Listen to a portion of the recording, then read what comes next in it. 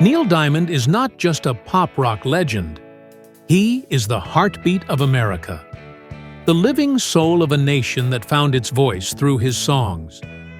You know his music, you know his name, but behind that golden voice lies a story of survival, sacrifice, and a man whose music became his only refuge. He gave the world Sweet Caroline, a song so powerful that it echoes through stadiums, over generations of love and loss. A melody that became immortal, a soundtrack to joy, to memory, to unity. But the journey to create that song, and the man who lived it, is far more than what the world ever saw on stage. Behind the lights and the fame, Neil Diamond endured struggles that only a few could ever imagine. From being a poor boy in Brooklyn to battling through loneliness, heartbreak, and illness, his story is one of resilience. At 84, he's now facing the greatest fight of his life. Parkinson's disease has taken its toll, and the once vibrant performer who made the world sing now fights to hold on to his music, to hold on to his legacy. But what happens when a legend begins to fade? And what is the price of immortality? If his music has ever touched your heart, leave a like now, as a tribute to the man who gave the world everything, who still sings, even as his own voice falters. Transition. But before we dive into the battles of today, let's rewind to where it all began. Neil Diamond's story didn't begin in stadiums or on the big stage. It began in silence, inside the cramped apartments of Brooklyn, where dreams were rationed like bread, and hopes were as fragile as the walls around them. Born on January 24, 1941, during the chaos of World War II, Neil's family struggled to survive. His parents, Akiba and Rose Diamond, were Jewish immigrants from Russia and Poland. They had nothing but faith and a hunger for a better life.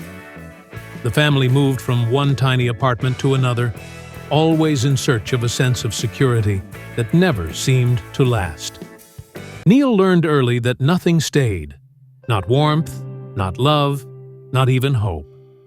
When his father was drafted into the army, Rose gathered her 2 boys and left for Cheyenne, Wyoming, a place so alien to Neil it might as well have been another planet.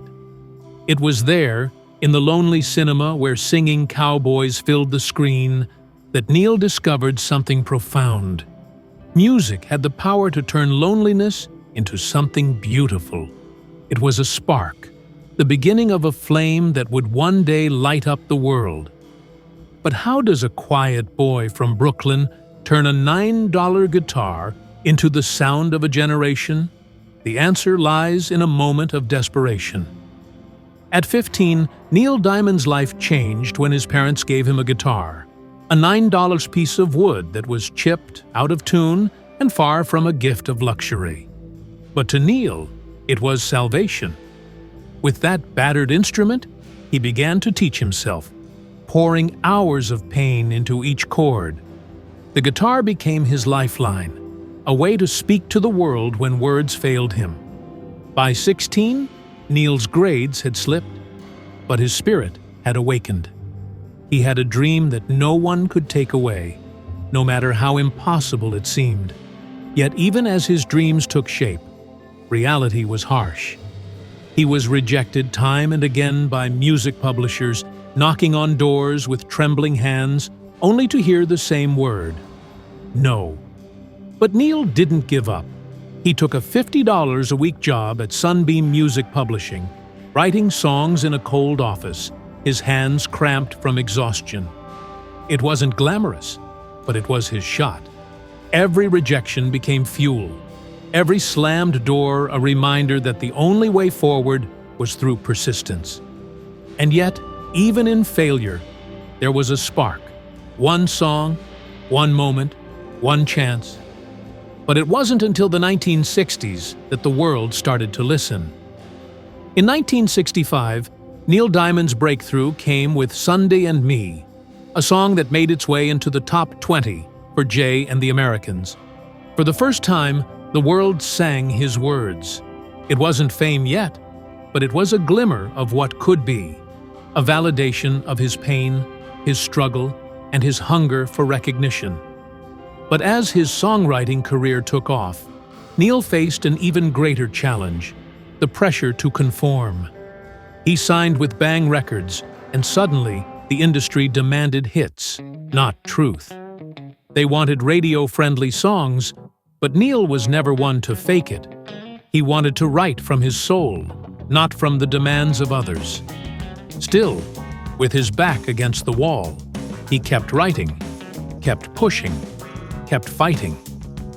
But one song, written in a moment of clarity, would change everything forever. That song was Sweet Caroline. In 1969, Neil Diamond wrote Sweet Caroline in a hotel room in Memphis, one of the most magical and serendipitous moments in music history. What started as a song for a child became an anthem for everyone. From that first performance, Neil knew something sacred had happened. He had written more than a song. He had created a ritual. But even as the world sang along, Neil was still alone. He felt the weight of isolation with every cheer, every shout of, "So good! So good! So good!" The applause echoed in stadiums, but in the silence of his dressing rooms, Neil was still the solitary man he had always been. Success wasn't the cure for his loneliness, and soon Neil's personal life would be the next chapter of his story to unravel. Fame, while giving Neil the world's applause, took something far more precious: his personal life. The more he toured, the more he disappeared from home. His first marriage to Jay Posner crumbled under the weight of his fame. Though there was no scandal, no shouting, there was a quiet exhaustion that broke the love they once shared. Neil later admitted that he wasn't able to take his kids on the road. His fame had pulled him away from the very people he loved the most. And in the end, his home became just another place to sleep, not a sanctuary. And when Neil finally found love again, it was not with a fan, but with a woman who gave him peace, until fate dealt its cruel hand. By the late 2000s, Neil Diamond was in the midst of his second marriage to Marcia Murphy. But even as he found solace, his health was slowly deteriorating. In 2018, Parkinson's disease was diagnosed, and the reality of his battle with his own body began. His days of performing for packed arenas were over, and Neil faced a new fight: to hold on to the music and the legacy he had created. Though his body betrayed him, his spirit remained unbroken. And for the first time, Neil found peace in stillness, in simply being present. Not for the world, but for the ones who truly mattered. But peace was fleeting, and as his health continued to decline, Neil's final act would not come on a stage. It would come in the quiet moments at home, with the ones who loved him most. Now in his Colorado home, surrounded by mountains, Neil Diamond spends his days in quiet reflection. The stage is gone, but the music remains.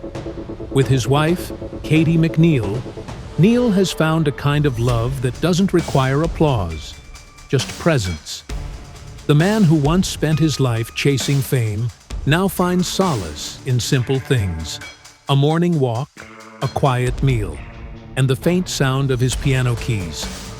Though Parkinson's has stolen much of his strength, it has not taken his spirit. When he hears his songs echo through the world, he smiles, knowing the music is still alive, and so is the legacy he created. Neil Diamond's life has been a testament to the power of resilience. From a poor boy in Brooklyn to an icon, his music has touched millions, and his story remains one of endurance. Despite the battles he's faced, Neil has never stopped singing.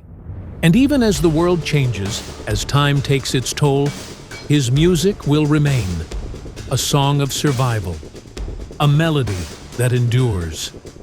If Neil's music has ever touched your heart, leave a like and share this video as a tribute to the legend. Let's keep his legacy alive together.